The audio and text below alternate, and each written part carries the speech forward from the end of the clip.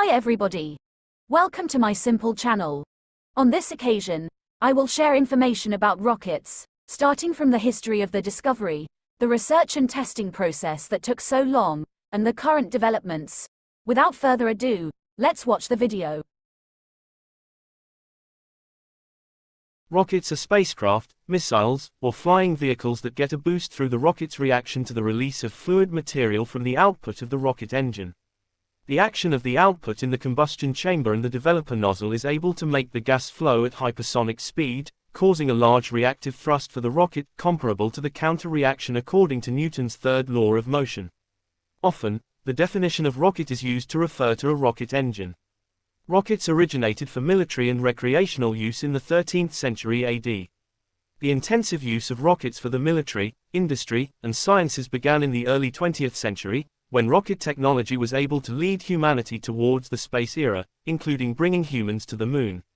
Rockets are used for fireworks, weaponry, rescue seats, space launch vehicles for artificial satellites, space vehicles, and exploration of other planets. Although less efficient at low speeds, rockets are capable of providing tremendous acceleration and reaching very high speeds with acceptable efficiency. Chemical rockets store large amounts of energy in an easily released form and can be very dangerous, but careful design, testing, manufacture, and use can minimize risks. Rocket sizes differ from the small models that could be purchased as fireworks or hobby rockets to the large Saturn V used for the Apollo program. Most rockets today are chemical rockets. This rocket engine requires solid or liquid fuel, such as liquid fuel. Booster, the shuttle and its main engine are used to escape from the Earth's gravity. The chemical reaction begins in the combustion chamber with the fuel, with air or oxygen if in space, and the resulting hot gases flow under high pressure out through a channel leading to the back of the rocket. It is this gas pressure that spurts out that produces the thrust for the rocket so that it can move forward or upward. Another rocket-type concept that is increasingly being used in space is the ion thruster, which uses electromagnetic energy instead of chemical reaction power. Nuclear thermal rockets have also been built but have never been used. For space exploration, where there is no air, the rocket must carry its own fuel and oxygen to produce the necessary thrust. In military terms, rockets refer to self-propelled explosives without a control device. These rockets can be launched by ground attack aircraft, fired from the surface at air targets, or fired from the surface at other surface targets. During the Vietnam War era, there were also uncontrolled ground-air rockets that were made to attack planes flying in formation. Missiles are similar to rockets but have a different control system to increase the likelihood of hitting the target. The first rockets were built in China in the 13th century. Since the beginning in China, rockets have been used as fireworks, which can shoot into the air to form giant fireworks in the sky. Later, fireworks were developed into rockets and used as a means to carry cargo for war or peace purposes. During the war, fireworks changed their function to be a means of launching fire arrows. This weapon, among others, was used by the Chinese or Qin Tatar soldiers to repel the attacks of the Mongolians led by Kai Feng-fu in 1232. Through trade routes, the knowledge of making fireworks reached India and even Western nations. In the hands of the Western nation, fireworks were developed into rockets through a series of research projects over 5 centuries, namely from the 13th to the 18th centuries. The name rocket comes from the Italian rocchetto, i.e., small fuse, the name of the jigger invented by the Italian artist Muratori in 1379. The names of Western scientists who have played a significant role in the development of rockets include Robert Anderson. This British scientist, in 1696, made a rocket mold and a mixture of rocket fuel called propellant. In 1806, rockets were used by the Napoleonic war fleet, but the results were not yet accurate for shooting targets. Only at the beginning of the 20th century did 2 scientists appear who dreamed of using a rocket to go into space, namely Konstantin Tsiolkovsky from Russia and Robert Goddard from the United States. The modern rocket began when American engineer Robert Goddard placed a de Laval funnel in the rocket engine's combustion chamber, doubling the thrust and increasing the efficiency of the rocket. Then, in 1926, Robert Goddard successfully launched the first rocket at Auburn, Massachusetts. This rocket uses oil and oxygen and can glide up to a height of 12 meters. Furthermore, Goddard designed a rocket that was bigger and faster, so it could fly up to a height of 2 kilometers.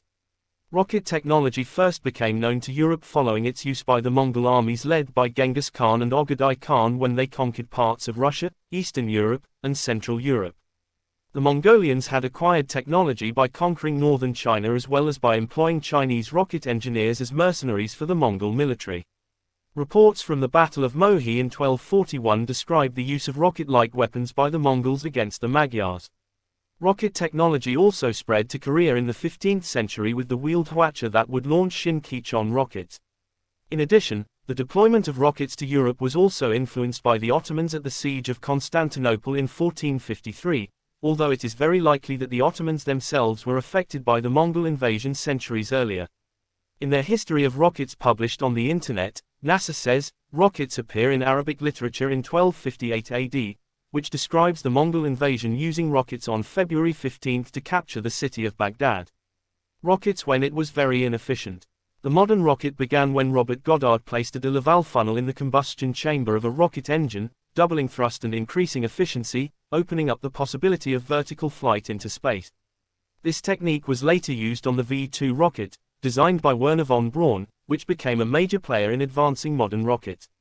The V-2 was extensively used by Adolf Hitler in the final stages of World War II as a terror weapon against the British population. Each successful launch soaring into the sky marked the beginning of the space age. A rocket is a space vehicle, missile, or flying vehicle that gets a boost by reacting to the fluid material from the output of the rocket engine. The action of the exhaust in the combustion chamber and the developer nozzle is able to make the gas flow at supersonic speeds, giving the rocket a huge reactive boost. During World War II, the German military launched more than 3,000 rockets of this type to target Allied troops, which resulted in the deaths of more than 7,000 people from the military and civilian population, while no less than 20,000 people met the deaths at Mittelbau-Dora during the process of its construction. After World War II ended, von Braun moved to America and became one of NASA's leaders. Rockets are basically machines for transportation, such as jet engines, diesel engines, and others. However, unlike other transportation machines, rockets are anaerobic. To carry out fuel combustion, it carries its own oxygen, so it practically does not need oxygen from outside. Therefore, the rocket can be used as a transport engine into space that is not oxygenated. Rockets have a tremendous payload. Ariane 5, for example, can fly 68 people, each weighing 100 kilograms. Into geostationary orbit. The speed of the rocket is also extraordinary. It can pass the speed of sound, even though when it leaves the runway, the speed seems low. If in the first second the speed is only 12 meters per second, for example, then in the next stage the rocket can travel at multiple speeds, 24 meters per second, 48 meters per second, and so on. In general, a rocket consists of three parts: cargo parts, controllers, and machine parts. The cargo carrier section functions to transport goods, satellite, other objects, and explosives. The control section is the part where there are devices to control the rocket. And the engine part is the part where there are engines and rocket fuel. For the record, this rocket engine is divided into two groups, depending on the type of fuel, liquid and solid. The first is the wooden bird. One of the first rockets to successfully apply the essential principles of rocket flight was the wooden bird.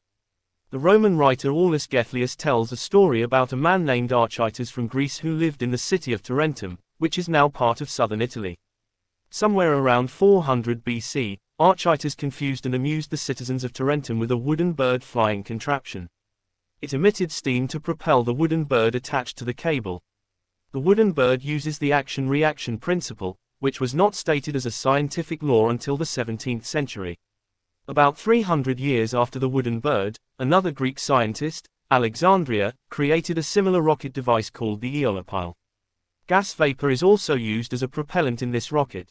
Next up is the aeolipile. The scientist installed a ball above the water boiler.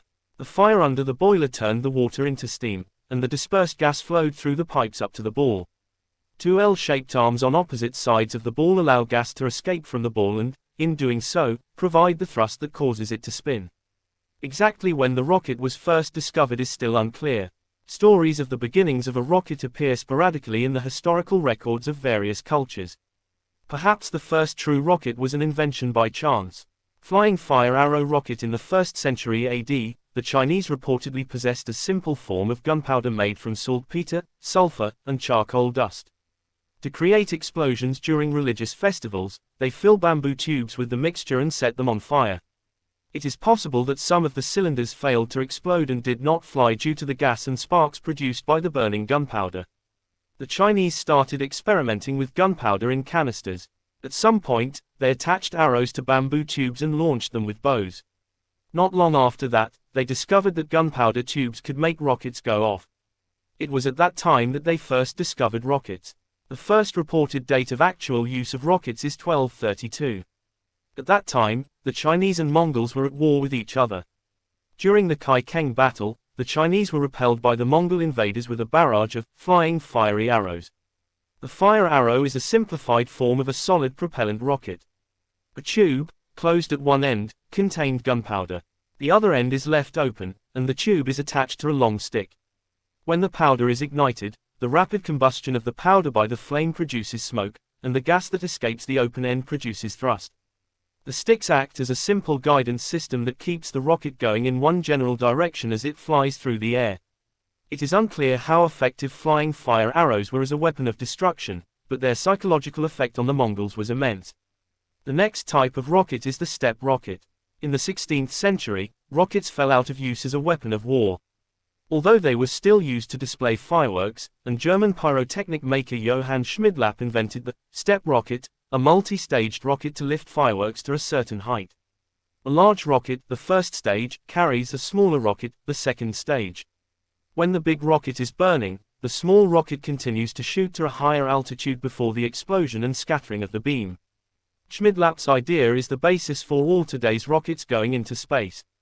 An interesting old legend from China reports the use of rockets as a means of transportation. With the help of numerous assistants, a little-known Chinese official named one who is seated in a flying rocket-powered chair. Rocket with a big kite and with 47 rocket arrow shots. On the day of the flight, one who sits himself down in a chair and gives the order to start the rocket. Assistant 47 rockets, each armed with a torch, rushed forward to light a fuse. In a few moments, there was a tremendous rumbling sound accompanied by a puff of smoke. When the smoke cleared, Won-Hu and his chair flew away. No one knows for sure what happened to Won-Hu, but it's likely that if it did, Won-Hu and his chair were blown to pieces. Fire arrows tend to explode while flying. In 1898, a Russian teacher, Konstantin Tsiolkovsky, proposed the idea of exploring space by rocket. In a report published in 1903, Tsiolkovsky suggested using liquid propellant for rockets to achieve a greater range. Tsiolkovsky stated that the rocket's speed and range were limited only by the exhaust velocity of the exiting gases. For his ideas, careful research, and grand vision, Tsiolkovsky has been called the father of modern astronautics. In the early 20th century, an American, Robert H. Goddard, conducted practical experiments in rocketry. He became interested in a way to reach higher altitudes that might be lighter than a hot air balloon. He published a pamphlet in 1919 entitled A Method of Reaching Extreme Altitudes. It was a mathematical analysis of what today is called a rocket in meteorology. Goddard's early experiments were with solid propellant rockets. In 1915, he started experimenting with different types of solid fuels and measuring the exhaust velocity of the burning gases. While working on solid propellant rockets, Goddard became convinced that rockets could be propelled better by liquid fuel. No one had ever built a successful liquid propellant rocket before. That is a much more difficult task than building a solid propellant rocket. Fuel and oxygen tanks, turbines, and combustion chambers. Despite the difficulties, Goddard achieved his first successful flight in a liquid propellant rocket on March 16, 1926. Fueled by liquid oxygen and gasoline, the rocket flew only 2.5 seconds, climbed 12.5 meters, and landed 56 meters from the point of flight. By today's rocket standards, the flight was unimpressive, but with the first airplane flight by the Wright brothers in 1903, Goddard's gasoline rocket was the forerunner of a new era in rocket flight. Goddard's experiments in liquid rocket propellant continued for many years. The rockets get bigger and fly higher.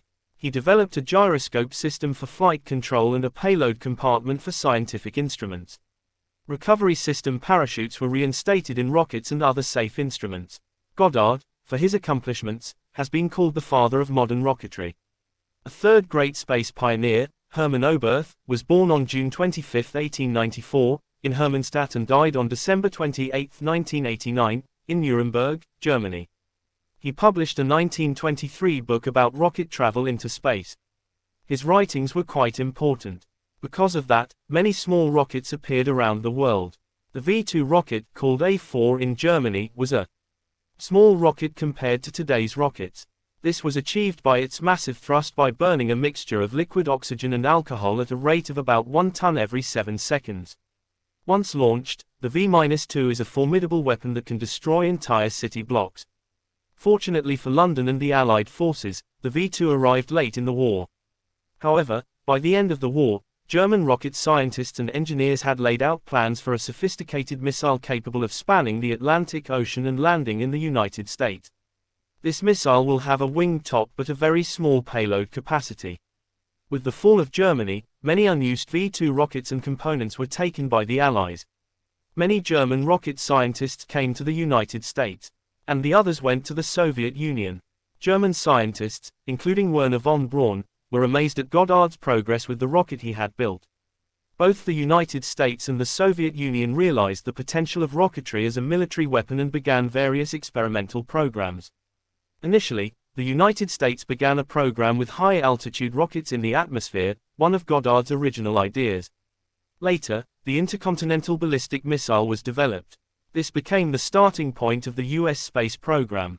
Missiles like Redstone, Atlas, and Titan will eventually launch astronauts into space.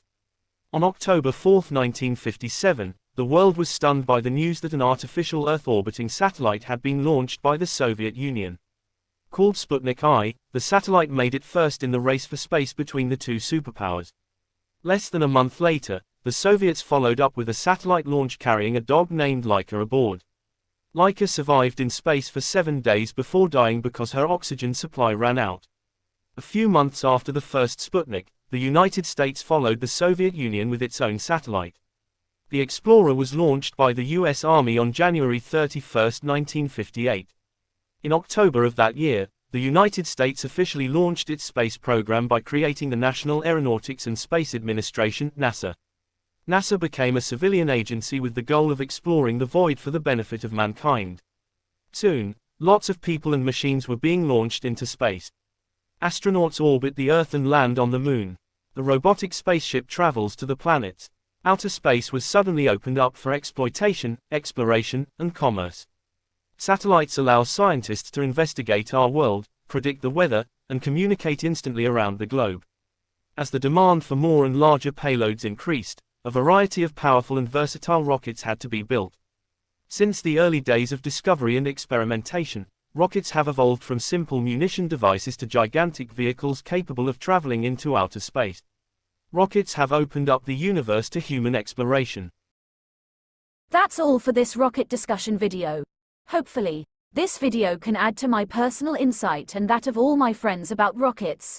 Please comment, like, share, and subscribe to this video and channel.